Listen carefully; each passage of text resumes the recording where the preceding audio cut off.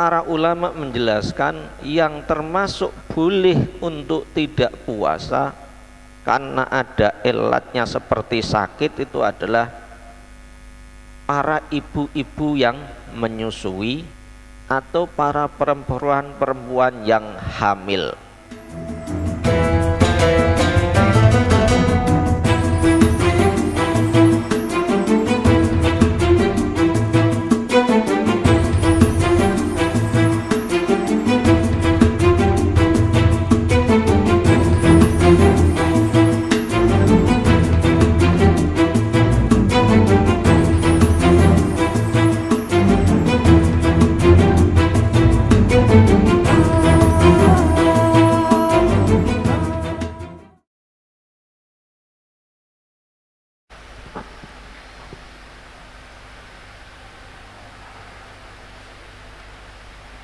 Assalamualaikum warahmatullahi wabarakatuh.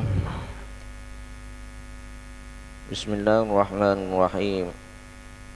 Alhamdulillahirabbil alamin wal aqibatu lil muttaqin wala udwana illa 'alal zalimin. Asyhadu an la ilaha illallah wahdahu la syarikalah wa asyhadu anna Muhammadan 'abduhu wa rasuluh. Allahumma fasalli wa sallim ala sayyidina Muhammad wa ala alihi wa ashabihi wa atba'ihi wa dzurriyyatihi ajma'in, amma ba'd. Hadirin hadirat rahimakumullah. Ini kitab kula tinggalan.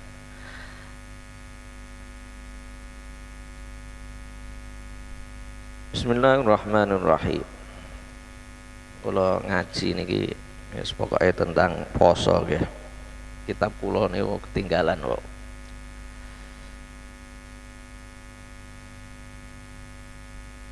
Qala Allah Ta'ala ya ayyuhalladzina amanu kutiba 'alaikumus syiyamu kama kutiba 'alal ladzina min qablikum la'allakum tattaqun.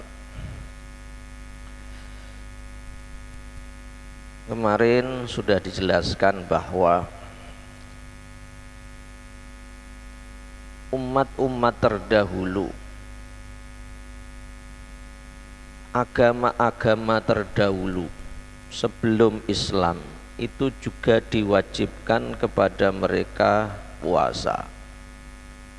Tapi puasanya berbeda dengan puasa yang dilakukan oleh kaum muslimin. Kemarin dijelaskan bahwa di antara yang membedakan puasanya umat Islam dengan kaum-kaum sebelumnya adalah terletak pada sahur. Kemarin kita membaca sebuah hadis, tasahharu fa inna fis sahuri barokah. Kanjeng Nabi Muhammad menganjurkan untuk sahur karena dalam sahur itu ada keberkahan. Keberkahan di sini oleh Imam Ibnu Hajar Al-Asqalani ada dua. Keberkahan yang sifatnya duniawi, berarti setiap kita sahur itu mendapatkan pahala. Ada keberkahan yang sifatnya keberkahan yang ukhrawi. Yang pertama, setiap kali kita sahur mendapatkan pahala dari Allah karena menjalankan sunnah Rasulullah Sallallahu Alaihi Wasallam. Yang kedua, keberkahan yang sifatnya duniawi, karena dengan sahur ini badan kita akan lebih kuat daripada yang tidak sahur dalam menjalankan puasa. Apalagi ada sebuah maqalah, ada yang mengatakan ini hadis, ada yang mengatakan hadis maudhu. Sumu tasihhu, puasalah maka kamu sehat. Ini ada yang mengatakan ini maqalah, ini ada yang mengatakan hadis yang maudhu. Tapi ada dalam kitab Duratun Nasihin. Ya, ini letaknya pada sahur, sumu tasihhu. Letaknya pada sahur karena akan mendapatkan keberkahan yang sifatnya duniawi. Selain itu kemarin dijelaskan bahwa sahur ini juga membedakan antara puasanya kaum muslimin dengan kaum-kaum sebelumnya atau agama-agama yang lainnya. Agama-agama yang lainnya seperti Yahudi itu, sebagaimana saya jelaskan kemarin, itu puasanya ngebleng.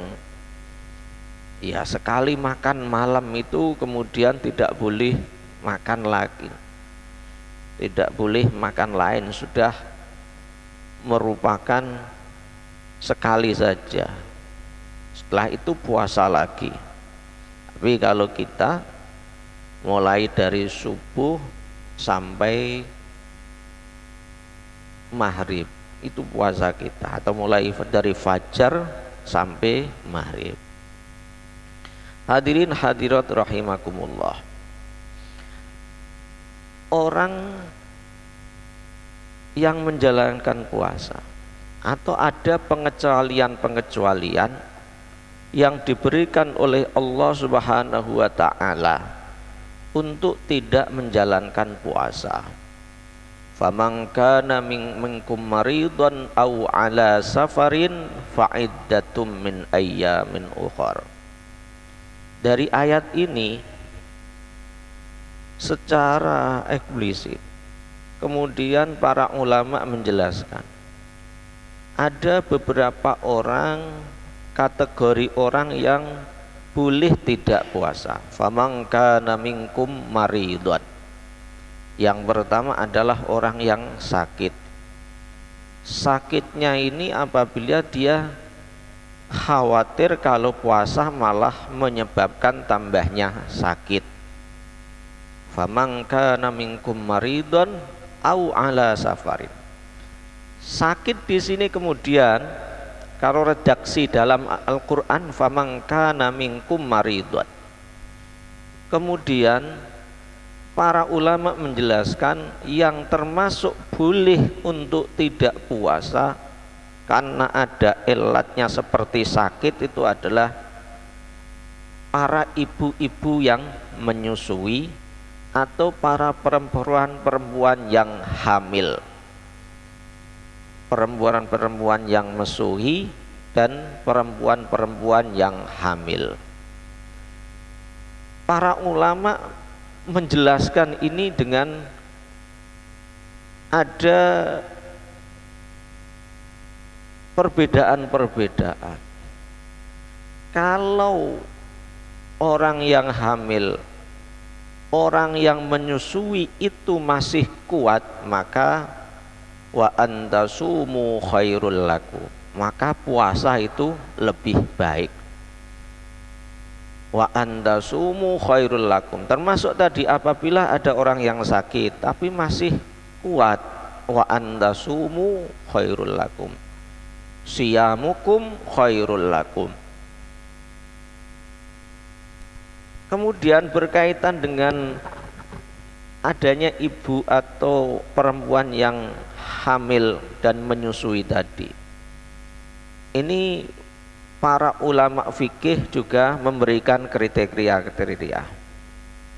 Kalau seorang ibu menyusui atau ibu hamil, kalau khawatir, terutama yang menyusui, kalau khawatir akan membahayakan anak yang disusuinya karena kualitas susu, kualitas ASI-nya itu akan berubah.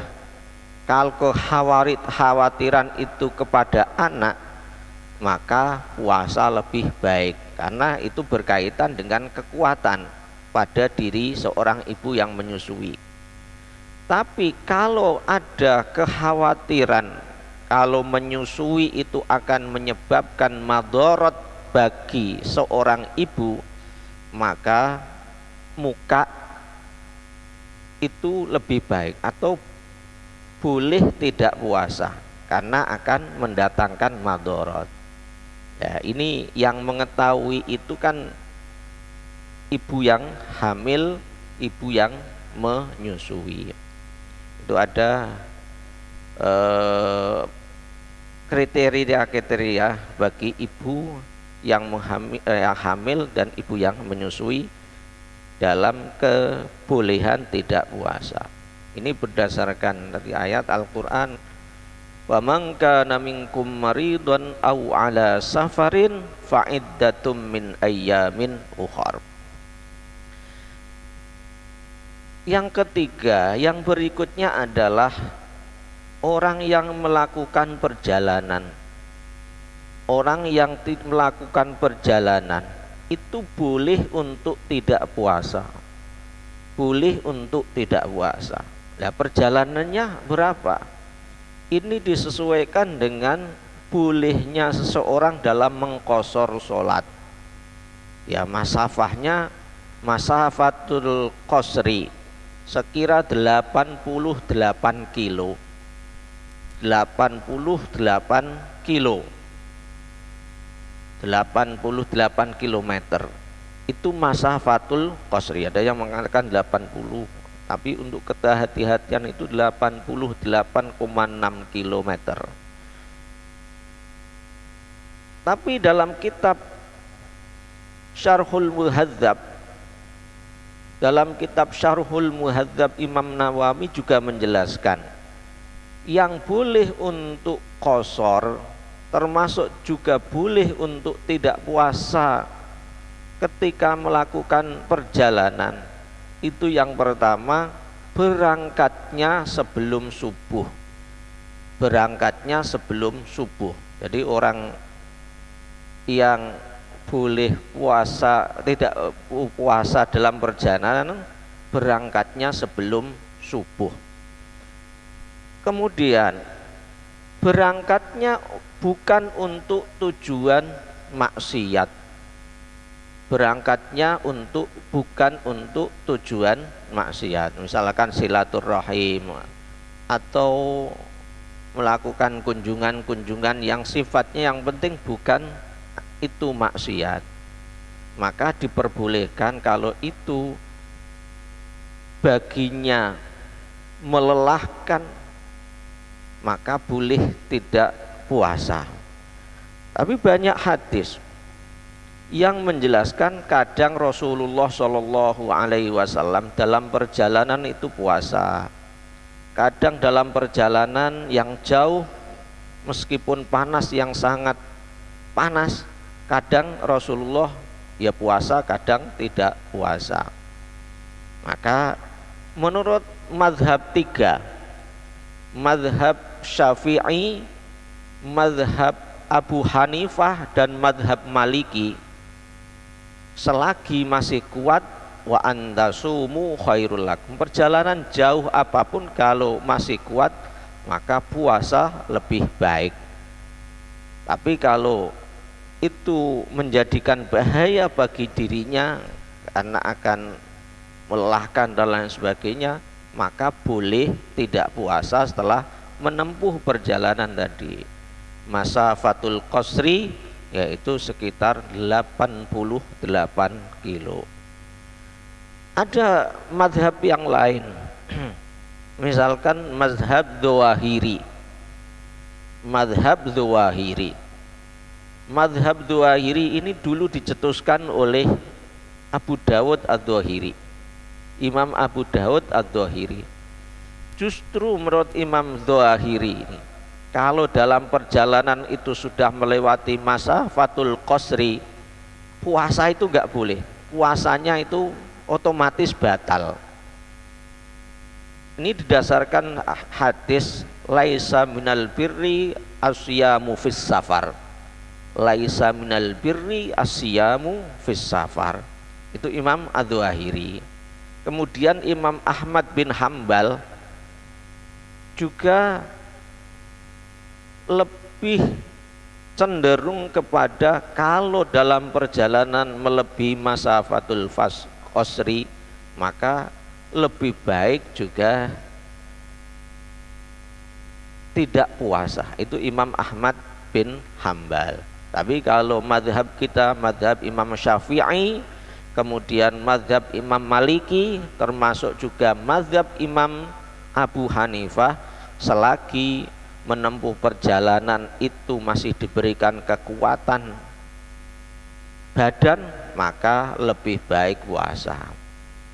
Termasuk tadi berangkatnya sebelum subuh, karena sekarang itu orang menempuh perjalanan jauh lebih dari 100-200 km itu kan hanya sebentar saja.